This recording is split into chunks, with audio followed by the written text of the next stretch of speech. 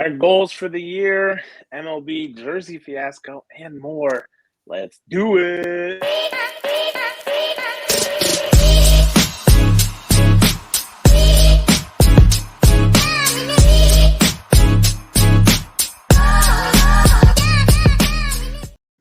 Welcome back to the Swoosh Life Podcast, episode 63 and episode 3 of season 4. We are back with the Swoosh Life Podcast. Matt and Keith joining me today.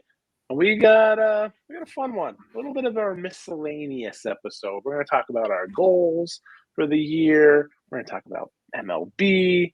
We're going to score some shoes.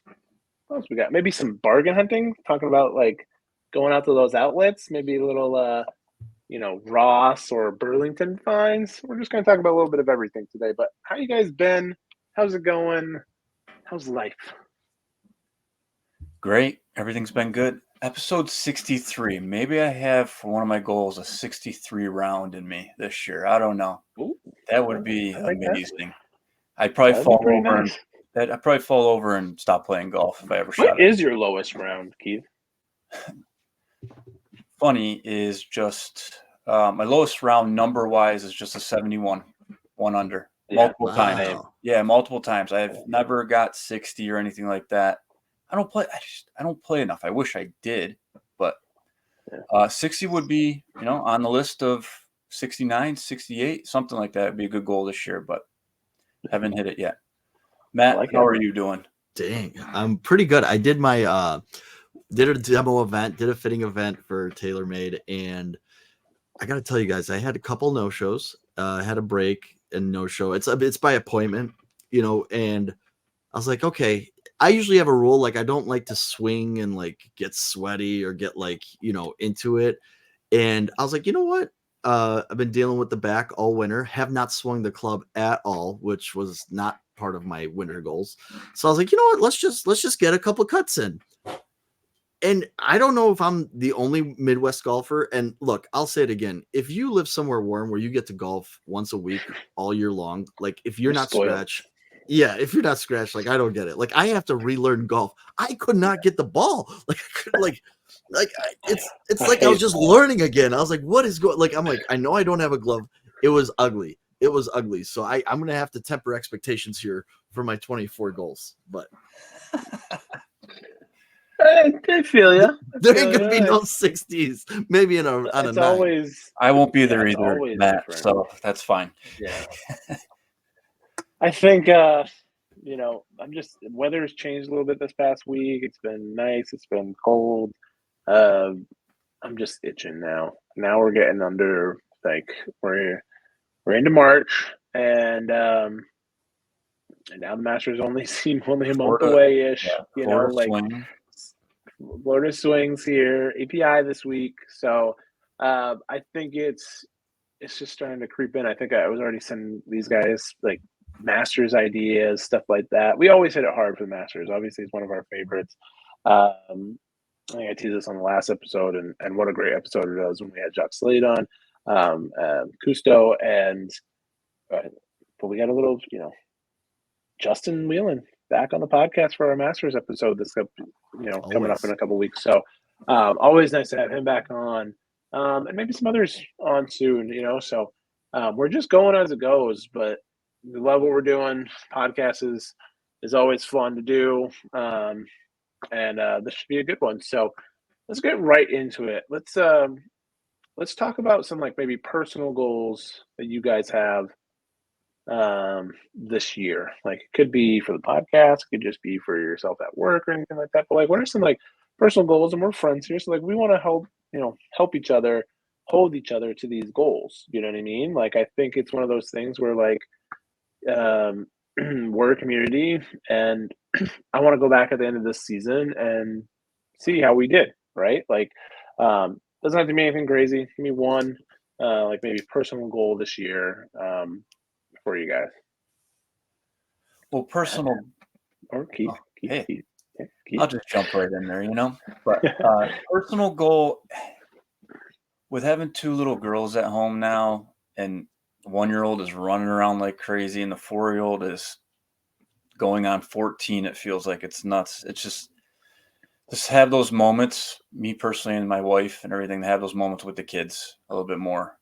Throw the phone in the closet for a couple hours, during the day. I know we have to be on them. I know, social media, everything. The podcast won't survive if we're not posting, scripting, anything. Matt, you do what you do. Gumby, you do all the graphic design stuff, and I'll keep putting the clothes out there. Like the three of us, which kind of leads into a goal for our podcast is just, I feel like we keep growing stronger the more content we put out there.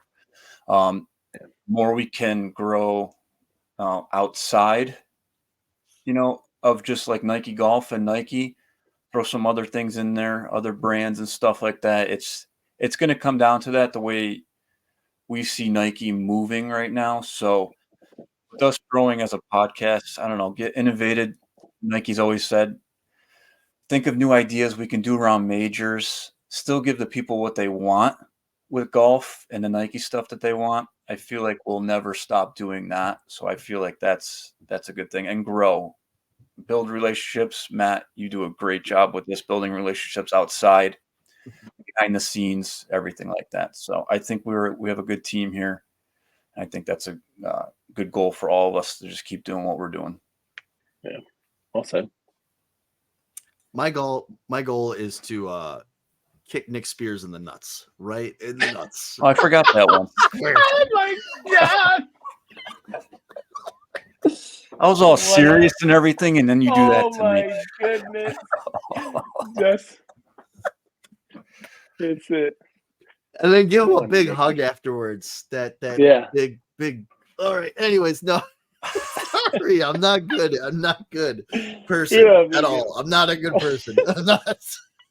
I'll run and get him an ice pack. Oh, what a start! No, well, it's funny because twice a year there's a demo event out in Nick's neck of the woods, and it was supposed to be today, and I didn't sign up for it and didn't tell him about it, so it's all right. But no, really, I think, man, like a personal goal of mine, it's kind of similar actually to like Keith's, because my boys are like, my one boy is doing soccer and basketball now, and then my other son's really into piano and drawing and stuff like that. So just trying to find ways. Actually, it's like personal goal of mine is like, I'm very guilty of like guiding my kids sometimes, like, oh, do it my way, or do it, it's like, just let them be their own person a little bit, but not let them be raging lunatics at the same time. Yeah.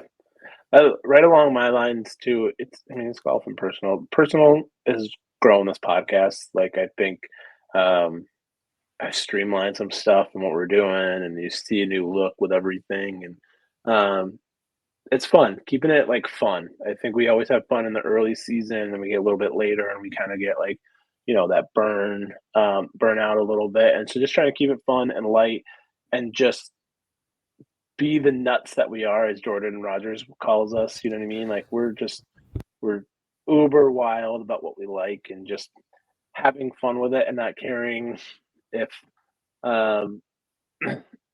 like we get something or not get something, or just being like passionate about Nike still through all the changes, right? Like, that's the hardest part, and I think that's where like loyalties are tested, and I think we see a lot of people on why they were super loyal to Nike and they're gone and we're still here.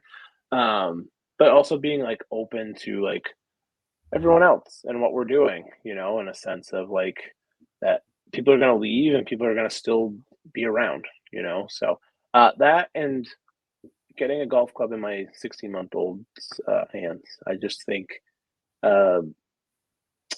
she doesn't have to play golf. She doesn't have to love it as much as I do.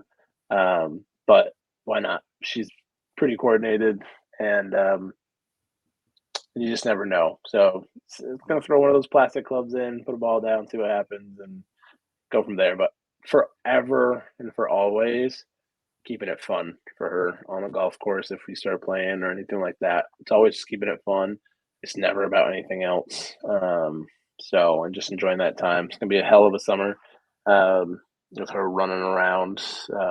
Hoping to meet Keith and the girls out a little bit. Hoping to meet Matt in person this year. Going out to Chicagoland for a batch. We're going to hit up. And then, another goal is just playing golf with some of you guys, getting together, Blake, Nick, like even Mullen out there, just maybe playing some golf with some people. It's gonna be a good summer. Should be fun. So, golf goals, Keith. Let's go back around the horn. What do you have for golf goals? 63? Is that truly a goal? No, I wish. I wish. If I could practice a little bit more, if the girls, who knows? The girls, I have them putting in the basement. You should see the 1-year-old walking around down here with a mini golf club in her hand. She's whacking around with one hand and a hockey stick too. Can't forget that. But golf goals, I always have this every year, is 80 and under every round. I actually look back and I played 28 rounds. I count everything. I put it in the gin and I put it in free shout out 18 Birdies app as well. And I had 28 rounds last year.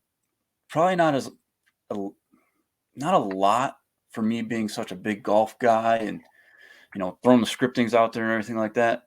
But 17 of those of the 28 rounds were 80 and under. So 60%, 61%. Hey, I'll take 50% every other time out there. Yeah. So that's my golf goal this year. And play with you guys. We have to get together somehow, some way. Gumby, you're going to Chicago. I wish I could go too, just to meet up with you guys. Who knows? You never know what could happen. You guys plan something a day, could fly out, fly back. You never know. But yeah, Gumby, I know I'll run into you in Syracuse next couple months. We're playing Fendara this year for sure. Oh yeah, so. Come back up to camp. Absolutely. Yeah. Matt, you're in New York. Come on, let's go. Yeah. Matt, what are the golf goals? This might be more of a personal one, but my old boss at Nike, when I worked at Nike Golf, she is now at Golf Forever. Shout out to Stacy. And they're absolutely killing it. And I got the program, and I was supposed to use the program to fix the stupid back that's been keeping me on the shelf. And I've just been, honestly, I've been afraid to do anything back related until I'm 80% there. So I did do the Golf Forever. I have the club in the bag, and I would do the warm up. And I will say, just from doing the warm up, it's pretty incredible. And even without the band, just the weighted thing, I would actually warm up and get into my rounds. So I would say personal goal, get through the Golf Forever program, see if I can get the Scotty Scheffler level stuff. And then what I'm going to try and do, golf goal this year is once a week, instead of running around and playing 9, actually go to the range and do one drill a week. And just stick with that drill and not start just banging balls, as my brother likes to call me, a golf donkey. I just start all over the place, just over swinging, hit 50 balls in 10 minutes. And then, No, I think that's good. I miss practicing, man. I used to practice all the time, and it wasn't I think that's going to come back this year. I'm not joining the club this year, which I don't know if it's controversial, I feel but to my friends that want me to be in the club. But even then I had a range and stuff, and I didn't practice. I didn't just go up and practice all the time. But I did when I was younger, and I think it's hard, obviously, now grown up and have a kid and responsibilities and, all that. But I want to practice more because I think I get better at practicing. I know some people be play and that's your practice. And I'm I need to just focus on something. And so I think that's it. I want to make sure that my putting is better. I just miss chipping and having my feels, as Tiger would say.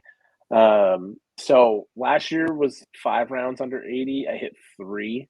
So I think it's 5 this year, and then 1 break 75. 1, which I've only done it a couple times, but 74 is not that hard. If I said that out loud, and then but if you it's being consistent and plus 1 on one side.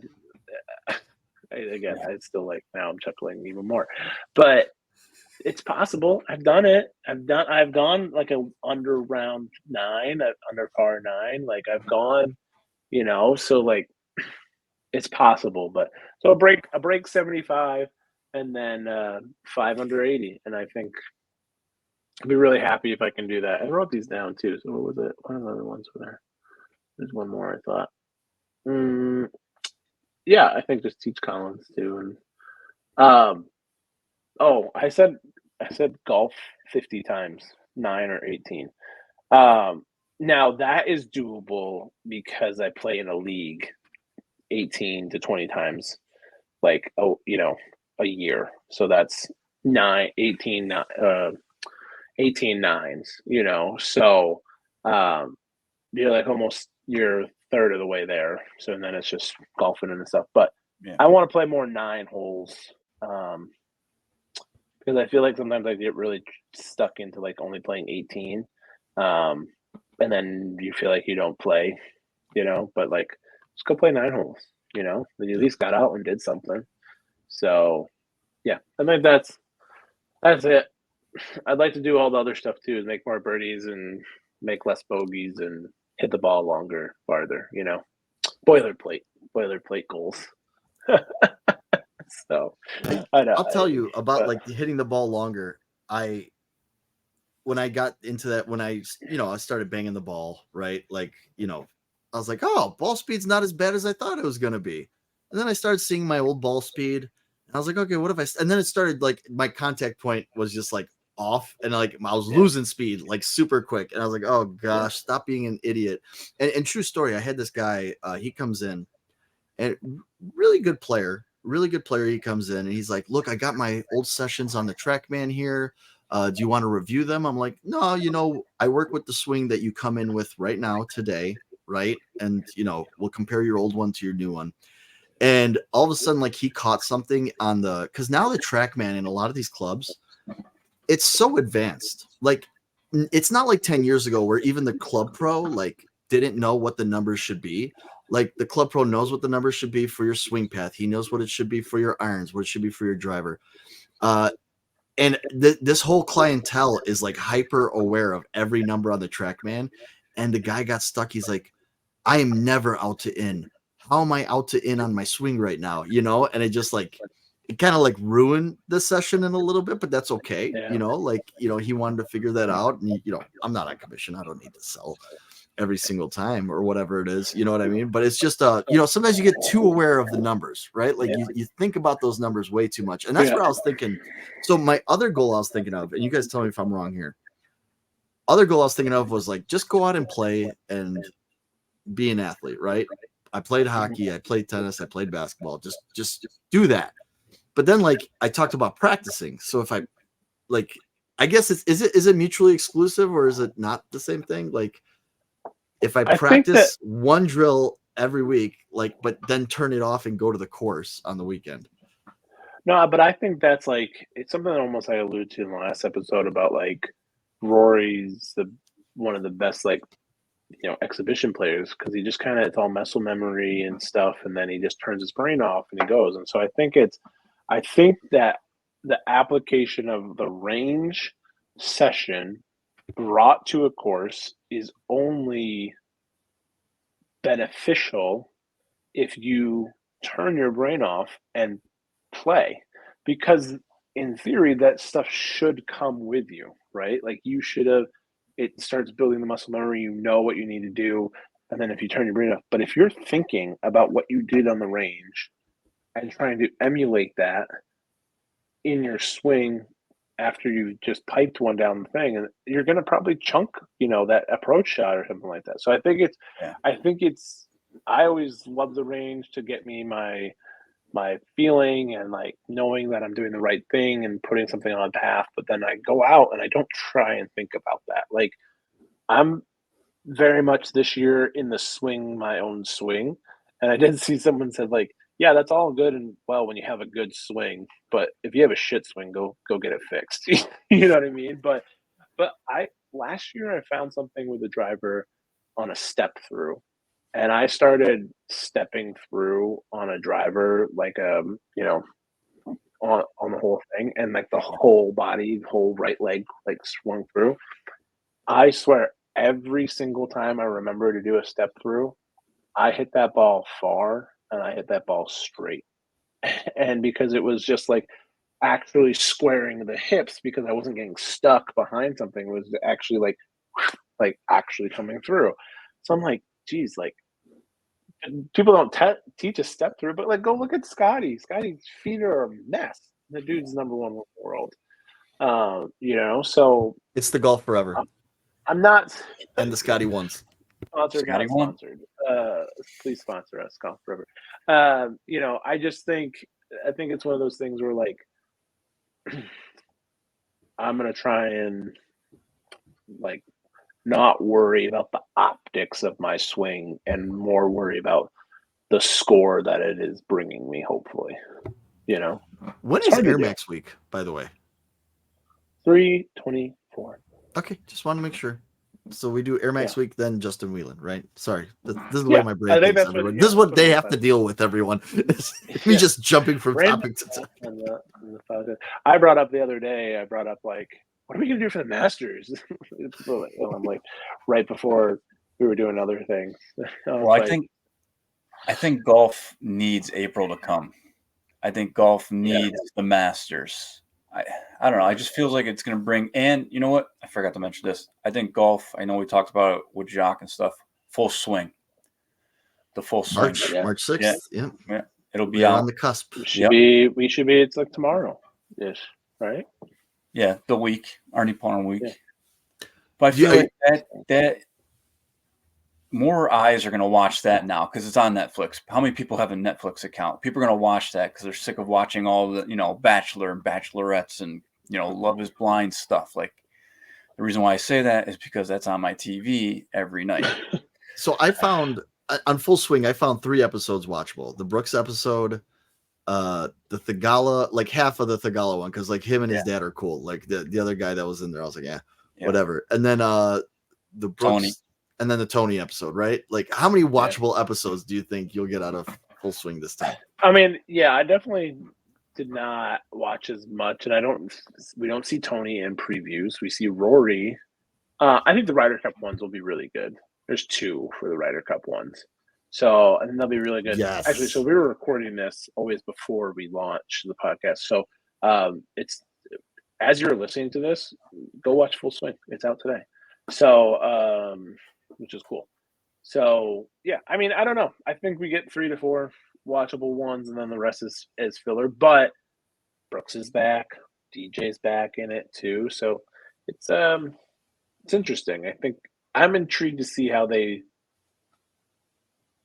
weave the storylines. Do you think Masters? I'll be watching tomorrow.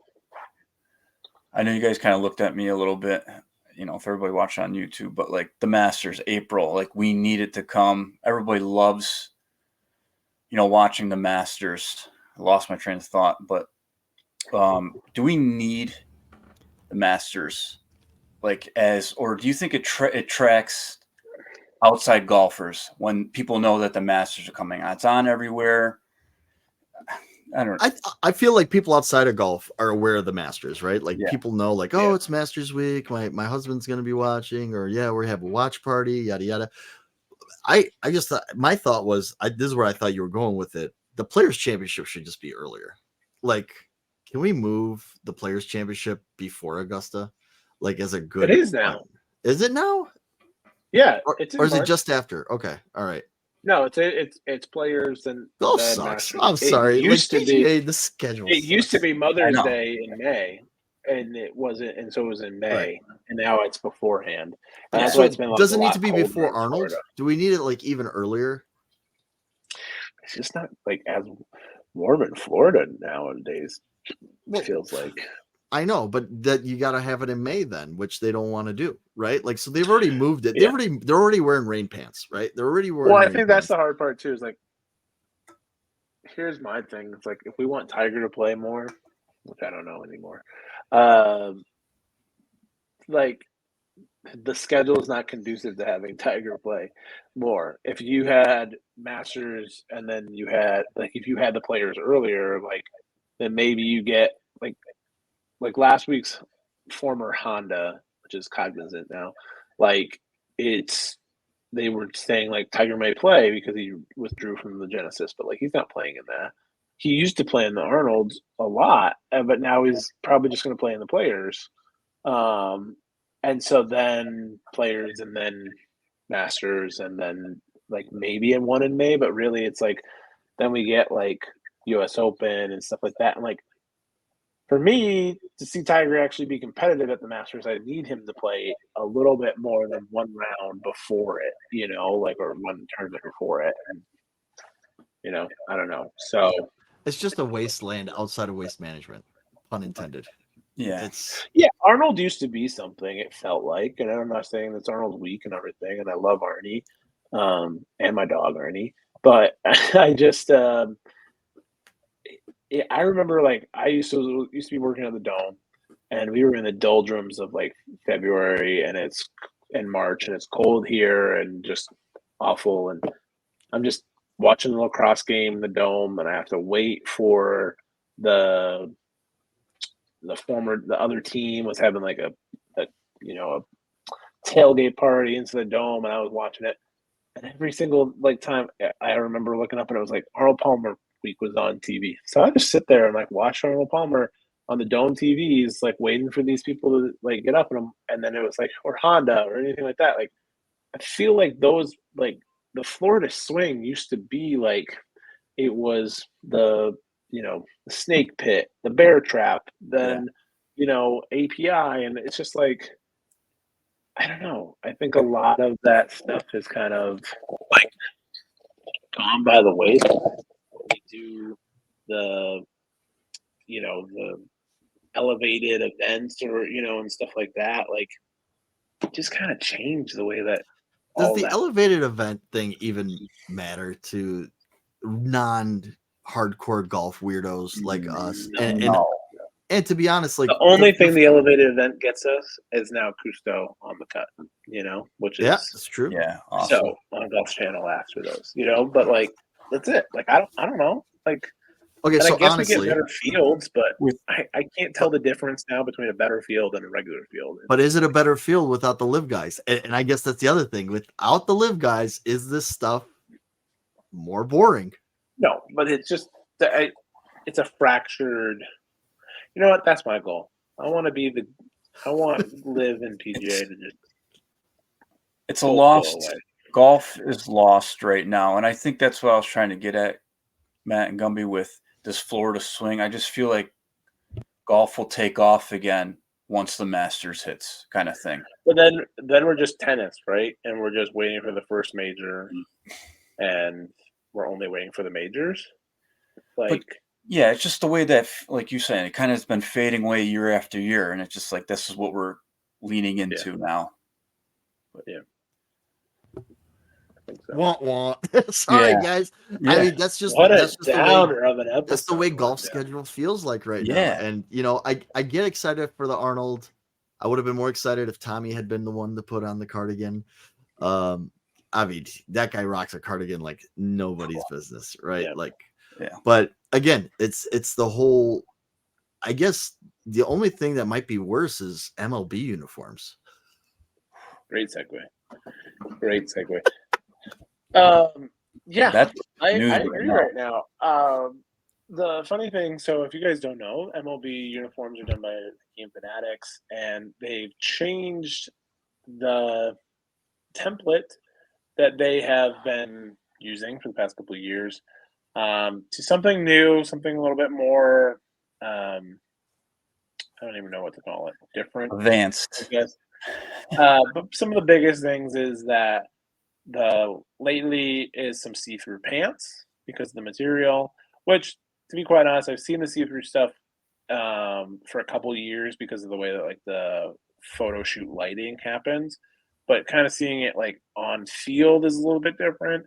So some people have, some teams have gone back to last week. There was a lot of teams using old uniforms, or I saw the Dodgers and Padres wearing old pants. And then the new style is different numbers, different lettering, smaller lettering for the names. The arch is different. And then the MLB logo used to be within the collar, and the way that like wishbone kind of collar like works on an open like split baseball jersey. Yeah. So it used to be within that, and then MLB wanted to change it to be below that, but that obviously has screwed up the kerning and the text of the players' names, and so it's been really talked about by MLB players how they're not great, they're not fun.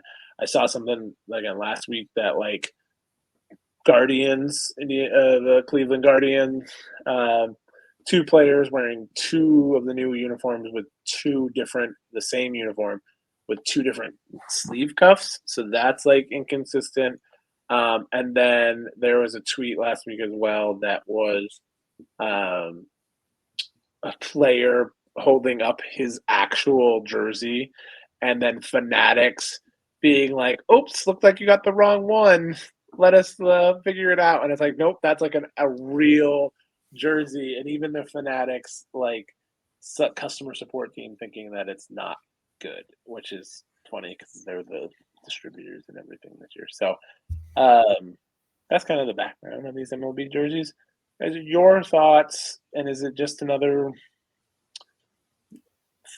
like attention to detail thing in the ways of Nike, or is it something bigger than that, like through MLB and Fanatics and all that stuff? Again, what are your guys' thoughts on this 2024 rendition of the baseball MLB uniforms? I think it goes with anything. Players don't like change. Some change like as quickly as something like this, a new material coming in, lighter, more breathable for those guys, down in the sun states and stuff, during the summertime, something lighter for them. Same thing happened with golf, like the event, like Nike Golf, the Advanced line and stuff. That's lighter. That's see-through. I feel like baseball's kind of going that way a little bit. We're trying to make them lighter material for the players. They can move faster out there. So they say, lighter the better. But I've seen a lot of the baseball players complaining about it. It doesn't move with them. The material feels like paper, which I get. It's probably the material of them trying to go lighter. Who was it? Majestic. Majestic was a big, with the MLB, and that was like the top line, and I used to sell that stuff way back when I was with Lids Team Sports with Nike and stuff. We had an account with Majestic, and I used to do baseball uniforms all the time, and that material was the best. They had their, not stretchy material, and then they had their top of the line stretch material. It was a little heavier and stuff, but I feel like you. So are they the ones? Were they based? Did they have the factory in Philadelphia or PA? Yeah. Because isn't that the story, right? Like Fanatics took over that factory that Majestic used to have, and now they manufacture this stuff. Yes. Yep. Out of PA. Yes, they were. Because like I said, that's what I used to do, all that baseball uniforms and stuff. But I get Nike's trying to innovate like they always do, trying to come up with something new. But I feel like if you have something good, why change it? And players don't like change that much. Yeah, they'll get a new baseball glove every year and break in a new baseball glove. I just feel like Nike's just trying to outdo themselves even more, like 2 years ago, or when they signed the contract in 2020 for the 10-year contract. Like Nike's with MLB until 2030. So there's going to be newer jerseys, in the works right now for next year or 2 years from now. Matt, what are your thoughts? This reminds me of ADV. We've talked about ADV, right? Like ADV comes out and, Tiger had been really sweaty and it's really clingy. So Tiger wanted something that was light and airy. And we're like, okay, cool. And then we all bought an ADV shirt and we're all like, this shit doesn't stretch. like we got to go a size up, or the fit is weird because the material's different now, right? So like there's a learning curve when you use a new material. And I'm still going back to the days of like, I think 2017, 2018 when Nike had Aero React. Like I think that was the best material. And I get it. The athletes want to be as dry as possible. Like here's the other thing. A lot of times they're playing baseball out there and it's 105 outside. It's 110 outside, right? Like they're playing in the heat. I get that. They're young guys. They're in shape. Give me as light as possible, as cut as possible. I just wonder sometimes, like, that's the problem with, I think, just business in general is you're the product manager over, let's say you're the product manager at Nike overseeing MLB uniforms, right? Like, so your goal is to either like you step into the role, you either have to like cut costs or make it lighter, sell more, right? And like to sell more, like, oh, okay, well, we made it lighter. We made it this new advanced material, right? Or maybe it's more recycled material and stuff like that, because that's a green initiative and stuff like that. I just can't. I would love just one time for somebody to say, hey, you left shit alone. I'm giving you a raise. Good job. You didn't screw this up. Like you had a good thing going, right? Like there's nothing wrong. Like I get it. Like you have to push innovation and you have to push forward, but sometimes just leave stuff alone. Leave it alone. And I think, their designs were pretty good the last few years. The materials. I mean, look, here's the thing. What about instead of going lighter and more expensive, what if you gave me thicker and cheaper? And I guess that's what the Swingman or the Takedown versions are supposed to be. But it's like, man, the $300 version, like, I'm a Sox fan. We were looking at Sox jerseys a couple, like $300 for a Tim Anderson who signed with the Marlins the other couple weeks ago. So great for me. But anyways. I think it's really interesting because so they have a deal that runs through 2029. Fanatics bought Majestic in 2017. I saw that Under Armour posted like a tweet. I was like trying to as like a clap little back dig. At it, something like that. It's like, dude, you guys couldn't even actually fund this, so shut up. But so Nike handles the prototyping, the design, and the marketing for it, and Fanatics handles the sewing, the decorating, and the manufacturing. So again, I think that's like the hardest part is like, then who's at fault? Fanatics or Nike? Because the prototyping feels like it's maybe like you said, it's the uniforms are the most advanced in MLB history, but like you could have just used the Nike like Oregon collegiate like template, which is like the most advanced, and use that. We never saw that come to MLB. And I'm like, I would have preferred that be the next step than something like this that looks, someone said, I think it was Kinsley Jansen said that it was like an MLB or a NBA uniform for a baseball player, which is like kind of like not what you want as a baseball player, not what you're used to anyways. You know what I mean? You're used to having like two flaps, baggy, gonna wear my pants up with stirrups or socks or not, or just, I mean, you get Manny Ramirez it and just be super baggy and over the heels, like, so isn't that one of the complaints too? Like they can't customize it anymore because with the old stuff, they could like customize it and get it more fit to like what they like. And now these guys just got it's all off the rack for them, right? Yep. Yeah. I mean, they said that Nike scanned the bodies more than 300 MLB players to get a sense of like the body shape and uniform requirements. So like that means that to me, that means there should be different templates that you can wear. And that's what I'm hoping was the case with like the Guardians, 2 different cuffs, because you see that in NFL, right? You see Aaron Rodgers wearing this big ass like flappy cuff. And then you see, Trevor wearing a like really tight cuff, there's multiple different kind of cuff lengths, but that's like NFL and a jersey, not like baseball where it's like, I don't know. Yeah, each guy has like his different preference for socks and the way that he wears his pants, and they want to be able to do their own thing. And I think the customizing thing, like, look, if I worked on Wall Street and I am a badass banker and I make a ton of money and I'm good at what I do, I'm not buying off the rack. I'm going to get a suit and I'm going to get fitted for my suit. These guys are the best in the world. Like, you should fit it to them. Like, you know what? You scan 300 dudes, you should make 300 different ones because everybody's a little different and make sure that they're all comfortable and that they're all happy. Like, and what they did was they created 4 custom buckets with a waist to thigh like ratio. So they can choose their length and their waist, and then choose between 4 different thigh widths based off the waist size. But for a lot of these players, they used to get their pants like custom tailored, and now they're being asked to kind of like fit into like 4 different sizes. It's kind of like a much different thing. Plus, like, I don't know, like Vladdy Jr. is a much different, build than someone like Trevor Story or 1,000% Tim Anderson or anything like that. I just think it's the second biggest roster, right? Like football has the biggest rosters. They have the second biggest. It's a ton of different body types. It is. It really is. You got your big first baseman. You have your athletic outfielders.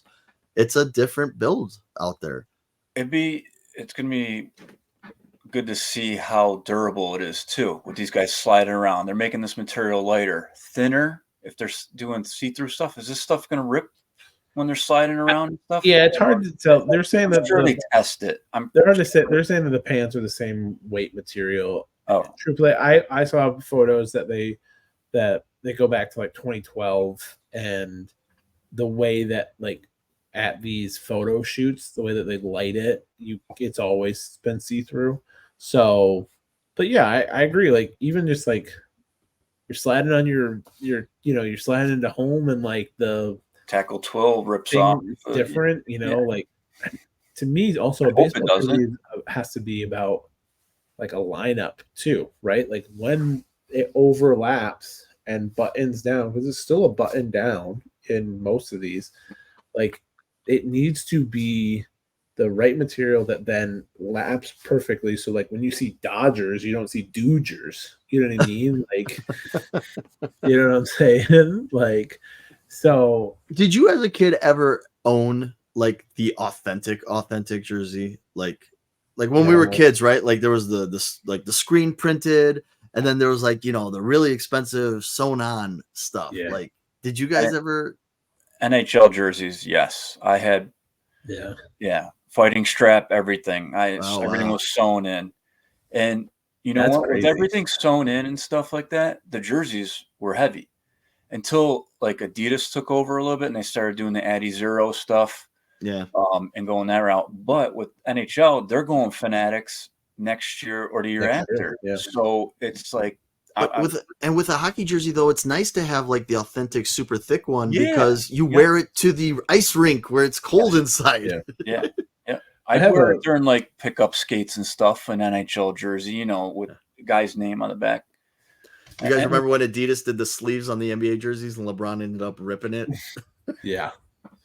I have like I actually have a baseball jersey here because my company Learfield celebrated 50 years a couple of years ago, and they gave us everyone Learfield baseball jerseys. Oh. But you can tell kind of like just the way that like this like overlaps nicely, and this is a nice sewn on one as well, which is pretty cool. So, but like I can't imagine this material getting lighter. You know what I mean? Like now this isn't a Majestic or a Nike or anything like that. I don't even know who it is, but it's got like vent holes and stuff on the side. You know what I mean? Like I don't know. This is just what I expect for a baseball jersey, and to see it different would be just weird. I could see it if you're gonna do the alternate or the City Connect ones in that different one, because they're tended to be like more of a pullover one, just like a one. I'm gonna call it like a one sheeter instead of an open. You know what I mean? Like, which is obviously not the correct terminology for it, but you know what I'm saying. You know what I'm guys are saying. So I just want a Hawaiian shirt alternate for every MLB team. Like that's the material they need. It's light, stretchy. It's really hot out there. Floral patterns in the colors. Like that's what we need. That's what it needs to be. So I think it'll be interesting to see. It's not going to change for a little bit, obviously, and but so I noticed this. I was searching when I was searching for White Sox stuff, And I root for both teams because I'm from Chicago and we've got 2 World Series in 100 years. So I'm just going to double my chances, right? I root for both. And I noticed there's way more T-shirts. So like I got to imagine like that's where all the money is for Nike, right? Is like the T-shirt sales because most people are buying a $30, $40, $50 T-shirt, which is crazy to think about that there's $50 T-shirts. God, I sound like my dad. Shit. All right. Yeah. More so than those jersey sales, right? So, maybe the focus really isn't like, hey, Fanatics, go make this stuff. Like, we're going to focus on the T-shirts and the stuff that, really, really moves in volume. Yeah, I mean, it's hard to say. I mean, I don't have money to buy, like, a jersey all the time and stuff like that. But I know people that, like, it's obviously sells. You wouldn't sell a jersey if it didn't make money, right? Like, and I think jerseys have always been there, but you can always get it's also much easier to get a player's name and stuff like that if that's what floats your boat for it. It's hard. I always had a rule. Don't look over here in my basement where I have a Gardner Minshew Jaguars jersey, but my buddy and I always had a rule that it was you don't buy a jersey unless they're in the rafters because there's so many changes. He had a Pat LaFontaine Sabres jersey. You know what I mean? Because he's in the rafters. So it's one of those things where shout out Jason, but I don't have many jerseys. I have my jersey, for that I used to wear to the games, and I had an Eric Diebendorf one when I was a kid in college. I've got a Spurs jersey because I'm a Spurs soccer fan. I got a huge soccer jersey up there, but I don't know. It's hard to be I want to even a Trevor jersey or Josh Allen for Jaguars, because we don't know what's going to happen with him. They could tag him, he could walk, and it just stinks when and I know there's so many graveyards of jerseys out there. But it's just one of those things. So you should live by my rule. Just don't wear another man's name on your back. Yeah, and that was the other rule too. Yeah, that's the other rule. So, and I agree with that too. So yeah, I looked it up. By the way, I just searched Chicago Cubs on Nike.com. I stopped counting. There's over 30 different just T-shirts. Wow. I'm not counting jerseys. I'm counting just T-shirts that say Wrigleyville or Cubbies or Cubs or. You know what I mean? I got to think that's where their focus is, and they kind of took their eye off of it a little bit here.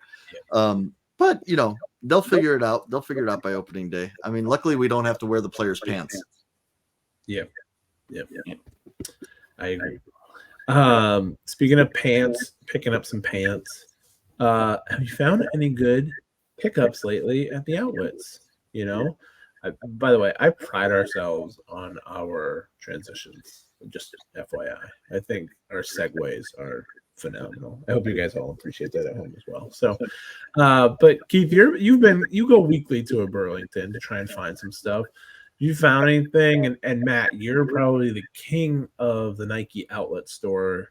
Because you travel more than both of us, and you will seek them out wherever you are. But we haven't gotten any pictures lately from any special stores recently. So, have you guys found anything recently? I saw something on a Nike traders group last week that some posts, some bags were out and some other stuff, which I was really surprised about. But, what are your kind of thoughts on these bargain hunts and stuff? I personally, it's the only way I can afford some of this stuff. So,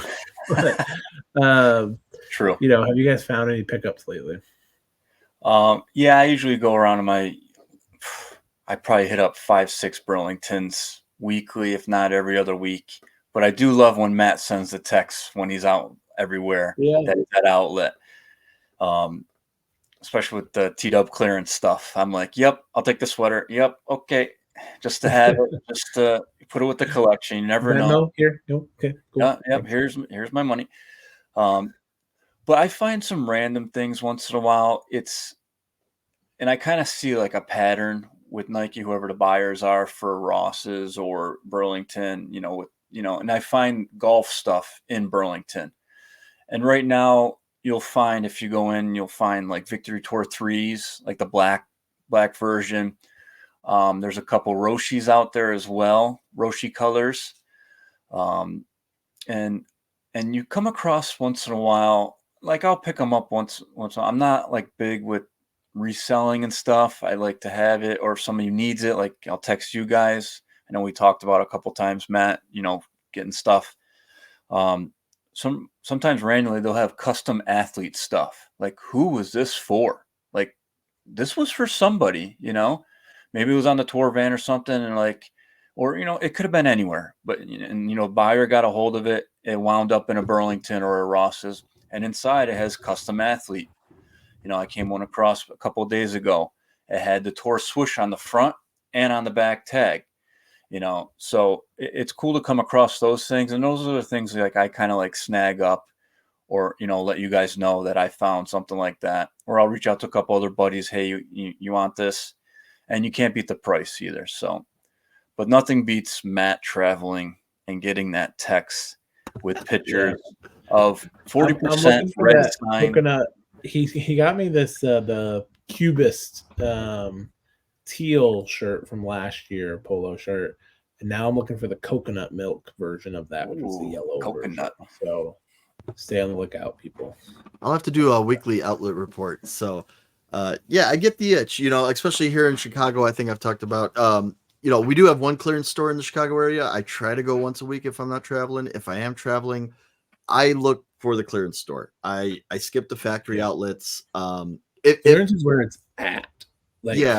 And for those of you that are wondering, like, man, this guy travels for work and that's what he does. It's like, honestly, I'll tell you, a lot of times I'm exhausted from work. I talk a lot for a living. Shocker, I talk a lot. So, he does the podcast. I got a family at home. I'm a grown man. Like, I'm not going out to nightclubs. I'm not going out drinking anymore. You know what I mean? Like, sometimes to me, like, you know what? Go hit up an outlet, go back to the hotel, and it's a nice end of the day. You know what I mean? Especially since I usually work like really long days when I'm traveling. So I do try to find the clearance stores when I can. The Vegas one has been good lately for those of you that are looking for golf stuff. That's where the 40% off was. A lot of the Cuba stuff that you were talking about. Recently, actually, PGA Tour Superstore that my brother works at, a lot of 50 off. So a lot of stuff from last year is sitting at 50 off. I was going to tell you guys. Coconut milk. I'll keep an eye out. I will keep an eye out. I'm still waiting for the blue quarter zip hoodie. I said it last year too. I really like that colorway. Yeah. Said if me and Keith are going to play in member guest, we were going to get that as a shirt because I just thought it was so different. I have gold yellow. I don't know, something about it.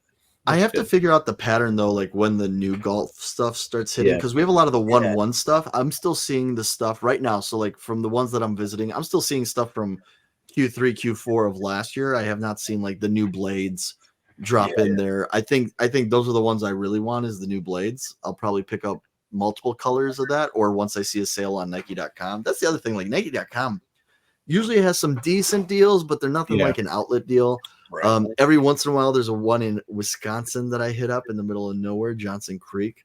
I always like that whenever I ever travel to Minneapolis. I'll go hit up that one and send you guys a message. That was really good for footwear. See, some are good for footwear, some are good for apparel. It seems like. See, I used to have my like couple that I would go to. There used to be one in Lee, Massachusetts, gone. There used to be one in Freeport, Maine, gone. There's still one in Kittery, Maine, which is nice, and there's still one out by me in Waterloo. But they're just factories, and so there's just and we saw it last year that the factories really started to like just be sweatshirts and sweatpants and t-shirts and then victory line plain blues and blacks and whites, and it's just I'll give you a tip on that. So if I do go to a factory store, I try to go straight to the clearance rack. Yes. And that's where you find maybe like a one-off return in your size and stuff like that. You find something like that. That's kind of my go-to in there. But I think that speaks just to Nike looking at, like, people are not looking for specialized stuff, or maybe Nike's just not making specialized stuff that's enticing enough, right? Like you think like a Lululemon that's like popped up, right? Like, yes, it's a yoga brand, but it's like athleisure. And maybe that's what they think is just the sportswear can be athleisure. And honestly, that stuff's just not good enough, in my opinion. That's why I like the sweaters that Nike Golf does, because they're always like elevated a little bit better. Right. It's crew neck, man. That's I love that. Where's Frank? Frankie, How happy this is, Frankie, come back. Oh, Frank. I doubled up on Frank today. Missing him a little bit these days. Yeah. All right. Let's finish this episode out with a ranking, as we do nowadays, especially in season 4. A score. Scoring. When we have capsules, we rank in order of the capsule, but when it's just last week we saw our first photos of the ADG 5, we're gonna call it. And so let's rank them. I don't even know if I have photos anybody pulled up, but let's kind of like rank those. It's on our latest IG post. Yeah, and see from last week, kind of like where we're at with these versions. I'm gonna pull something up. And I just cannot wait. I think Keith should kick this off, because I cannot wait for the rant that Keith probably has when we talk about the ADG5 and when we look at this. So for those of you that are unfamiliar, ADG4 took us more towards a dressier look, still spikeless. I agree with several people that this would make a phenomenal spike shoe. I don't know if Keith agrees, but this also, same thing, classic silhouette, aesthetic here, spikeless, and a black with red bottom colorway, and a Charlotte Hornets themed, kind of white, and then like the purple teal action going on. A little bit of cement on the heels. The black red has speckle where the laces, the inlets are, and things like that, with a red stitched XX11II. Right, whatever it is, 23. I love that. That's a great touch. I'll throw that in there. I mean, these. Okay, go ahead, Keith. I'm just gonna let you go, because I cannot wait for the bigger picture. Oh, you mean the Sunday red shoe? Oh man, Tiger's shoe, now Jordan's shoe. Oh man, I picked these up last year, the ADG4, or 2 years ago. I know this was a 2-year cycle, and now we have the updated one here. Man, like, why couldn't they make him something like this for the past 2 years? What is wrong? And Matt, 100% agree. Put some spikes in these things. It would be unreal to have spikes in these. It really would. But Tiger now having something like this the past 2 years, showing up at Augusta in those whatever ugly ass things he was wearing 2 years ago. But no, this is the Jordan right here. It's refreshing a little bit. Love the stitching. Love the X with the 3 slashes. I said this before with the 9s. I loved the Jordan placement on the sole, on the side there. I love it. Would have looked awesome with a maybe like a little Frank logo or a swoosh there, or T-Dub logo. But we have to move on. But these look more like FootJoys than even his Sunday red shoes look like. Like these look closer to a FootJoy than what he's wearing right now. Yeah. So that just tells me that he was gone. These last 2 years, like he was leaving no matter what. Gone. The more we talk about it, absolutely gone. You're right. It is. And it's I'm intrigued to see what like colorways come on this, because I like this like Hornets one. Yeah. But I would love something like great for the Masters in this or something like that. They moved the venting around a little bit. I know around the back heel, but in the front, or no, that's the same as well. I think. No, they had it had banding on it, and this is like on the top area. Yeah. I like the subtle touches. Like I said, I like the Jordan placement on the side, and I do like the stitching. Kind of gives it the last year's players stitching a little throwback too, to keep that alive. Yeah, for sure. Gumby, how do you feel? Yeah, I like them. I'm a 4.2 on these right now. Even though they're in black, I just think that they're sleek and cool. I would love for them to come out with a pleated bottom on these, just like do it. Like just do even if it was a premium pricer, like up, like I think it would be cool. I just want to see it. You know, even like a soul swap on these, I would dig. You know, kind of thing.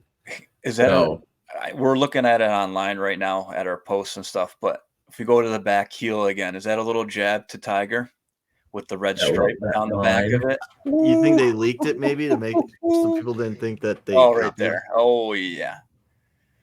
If you watched our last episode on YouTube, Jacques threw the Sunday Red hoodie on there, and that's some markings that are going to be on the Sunday Red stuff. So that's definitely a jab. I'm calling that a jab.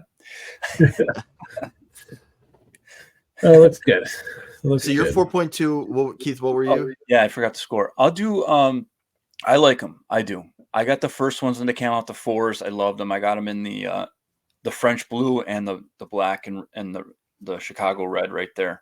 Yeah. I'll give it a 4.6. I like them. I agree. TGN Golf is the one that also said they should have spikes. Tiggs Bounce 1 says they need spikes for a near perfect shoe. LC6 said the streak continues. Good, bad, good, bad, good. I thought the 4 was good, so I think it's good. I didn't like the old ADGs, like the Megatron shoes with the weird heels and stuff like that. Like those never did much for me. And then Ray Hork, personally, probably the only golf shoe I'd wear from Jordan. So, you know, there's somebody that wants a classic looking shoe. This is it. And the bread colorway. So I guess if we were going to rank it, of course, the bread is over the white for me. Score wise, I'm giving this a 5-0, guys. I'm an easy score lately. These last few episodes, I usually pride myself on being maybe a tough scorer, but man, I absolutely love these black and red ones. Like the touches are so nice. 5-0 definitely for me. If it was some spikes on the bottom. See, and I almost treat that like I was surprised you said 5-0 because of that. But so I guess that's my question is like, should I treat it as well? Yeah, okay. In that case, I'll go 4-0 because I wish it had spikes. But if you gave me one in each colorway, I'd take a 5-0 because I'd love to wear these off the course. I'd wear these to work, you know. Yes. Yep. As I have the other ones. Same. Awesome show. Great way to end it. What a fun one. A little one, just a little guy. But getting back into it and should be a good one next week and everything. So we appreciate your guys' support. And remember, you can support us by becoming a supporter of the podcast by going to patreon.com/Swoosh Life Podcast. Sorry, late night here tonight. And then remember to like, comment, subscribe on YouTube, follow us on Instagram at the Swoosh Life Podcast. Stay up to date on all things swoosh. Any final words, boys, as we close this one up?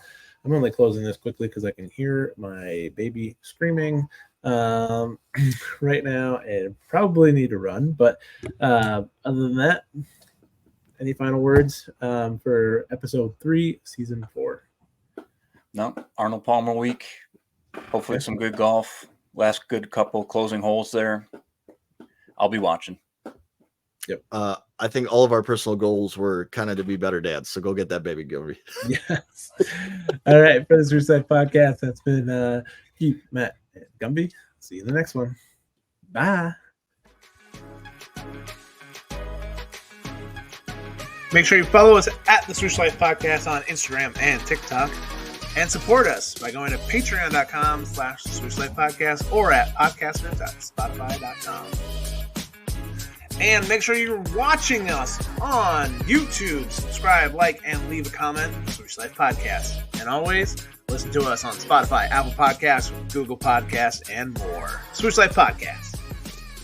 Checks over stripes, yeah, that's what I like. Yeah, that's what we like. Yeah.